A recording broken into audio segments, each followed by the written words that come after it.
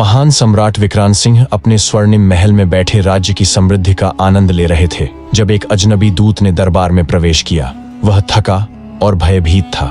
उसके हाथों में एक चमकता हुआ पत्र था जिस पर लिखा था, राजन, यदि आपने चंद्रलोक के श्राप को नष्ट नहीं किया तो अंधकार आपका राज्य निगल जाएगा।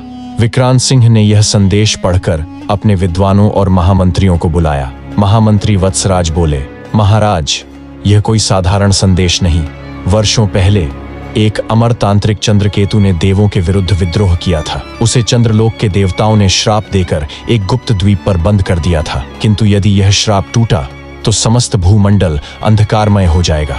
राजा विक्रांत सिंह ने अपने सबसे योग्य योद्धाओं का चुनाव किया, पराक्रमी सिंहध्वज, तेजस्विनी और महामंत्री वत्सराज।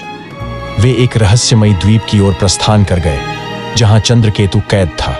समुद्री मार्ग पर उनका जहाज एक भयंकर तूफान में फंस गया। आकाश में रहस्यमयी चमक दिखाई दी और अचानक समुद्र दो भागों में बंट गया।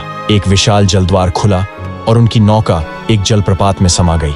जब वे होश में आए तो वे एक अद्भुत भूमि पर थे, चंद्रलोक। चंद्रलोक का महल किसी स्वप्न लोक जैसा था, रजत स्वर्ण से बना, जहां नक्षत्रों की रोशनी स्वयं फर्श पर बिछी थी। किंतु वातावरण में एक दहशत थी। उन्होंने महल में प्रवेश किया और वहां एक विशाल कक्ष में एक क्रिस्टल ताबूत रखा था जिसमें चंद्रकेतु कैद था। वत्सराज ने शास्त्र पढ़कर बताया, इस ताबूत को खोलने से चंद्रकेतु मुक्त हो जाएगा और श्राप साकार हो जाएगा। लेकिन देर हो चुकी थी। एक दानवी शक्ति ने हवा में तांडव किया और क्रिस्टल ताबूत चटक गया। चंद्रकेतु, जो अब पहले से भी शक्तिशाली था, मुक्त हो चुका था। चंद्रकेतु ने अट्टहास किया और बोला, अब यह संसार मेरा होगा। राजा विक्रांत सिंह और उनके योद्धाओं ने तलवारें खींच लीं।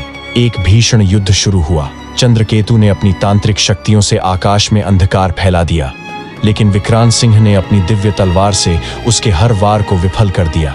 अंततः वत्सराज ने चंद्रलोक के गुप्त मंत्रों का उच्चारण किया, जिससे चंद्रकेतु की शक्ति क्षीण होने लगी। सिंहध्वज और तेजस्विनी ने अंतिम वार किया और विक्रांत सिंह ने अपनी तलवार से उसे वहीं समाप्त कर दिया।